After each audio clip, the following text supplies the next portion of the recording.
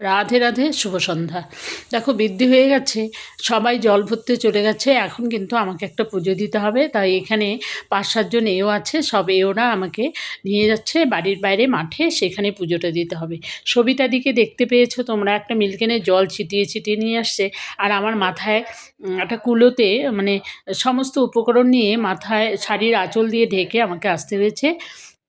সাথে সমস্ত এওরা আছে এখানে, সবিতাদি, বর্ষার মা, টুবাইয়ের মা, তারপরে প্রিয়ার মা, আমার ননদ, আমার এই যে ছোটো বোন এ আছে, স্বপ্নাদি নাইটি পরে দাঁড়িয়ে আছে। বেচারা এত কাজ করেছে, একটা শাড়ি পরার সময়ও পায়নি, কিন্তু ওনাকে অনেক অনেক ধন্যবাদ যে উনি আমাকে সমস্ত কাজে, বিয়ের সমস্ত কাজে উনি আমাকে সহযোগিতা করেছে।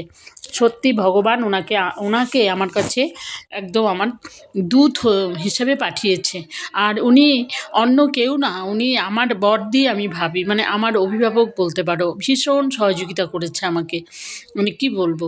তো বনদেবীর পুজোতে লাগছে শ্যাওড়া গাছ, বিন্না গাছ, সে তো আছেই, আর বিচাকলা, তারপরে গুড়, চিড়ে ভাজা, খই, বাতাসা, দুধ, হাঁসের ডিম, ধূপকাঠি, প্রদীপ, সিঁদুর, তেল, সব কিছু লাগছে। সব কিছু দিয়ে পুজোটা করছি।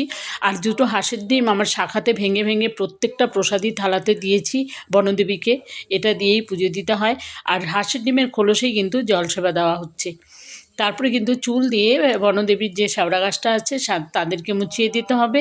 এবার পুজোটা দিতে গিয়ে জানি না কেন আমি থরথর করে কেঁপেছিলাম সেদিন। কেন কেঁপেছি আমি ঠিক বুঝতে পারছি না। আমি ভীষণ কেঁপেছিলাম, সবাই দেখেছে। তো এবার দুধ টুধ দেওয়ার পরে দুধের প্যাকেটটা দুধে ঢিল দিয়ে ফেলে দিয়েছি। আর আমার ননদ আমার হাতটা ধুয়ে দিচ্ছে, কেন হাঁসের ডিম ভেঙেছি তাই হাতটা ভালো করে ধুয়ে নিচ্ছি। আর কি বলবো, বনদেবীকে খুব ভালোভাবে মানাতে হয়। বনদেবীকে না মানালে কিন্তু এটা মানে অসম্পূর্ণ থেকে যায়। তাই আমি খুব সুন্দর মন প্রাণ দিয়ে বনদেবীকে মানাতে চেয়েছি। আর সবার আগে একটা ধন্যবাদ দিব যে এই ভিডিওটা, এই রিচুয়ালের ভিডিওটা করেছে। সত্যি অনেক দিন থেকে মনটা খারাপ লাগছিল যে এখানে রিচুয়ালটা হয়েছে, একটা ভিডিও নেই। কেননা এখানে ক্যামেরাম্যান ছিল না, তাই কিন্তু এই রিচুয়ালটা মানে ক্যামেরায় বন্দি হয়নি। তো সত্যি যে করেছে ভিডিওটা তাকে অনেক অনেক ধন্যবাদ। আর সবার আগে আমি ভগবানকে মানে অসংখ্য প্রণাম। কেন আমি আমার মেয়ের বিয়েটা যেন ভালোভাবে সুসম্পন্ন করতে পারি, তার আশীর্বাদ, তার করুণা ছাড়া কিছুতেই সম্ভব নয়। তো আমার মেয়ের বিয়েতে অনেকের একটু মন খারাপ হয়েছে, আত্মীয় স্বজন, পাড়া প্রতিবেশী সেভাবে আনন্দ করতে পারেনি।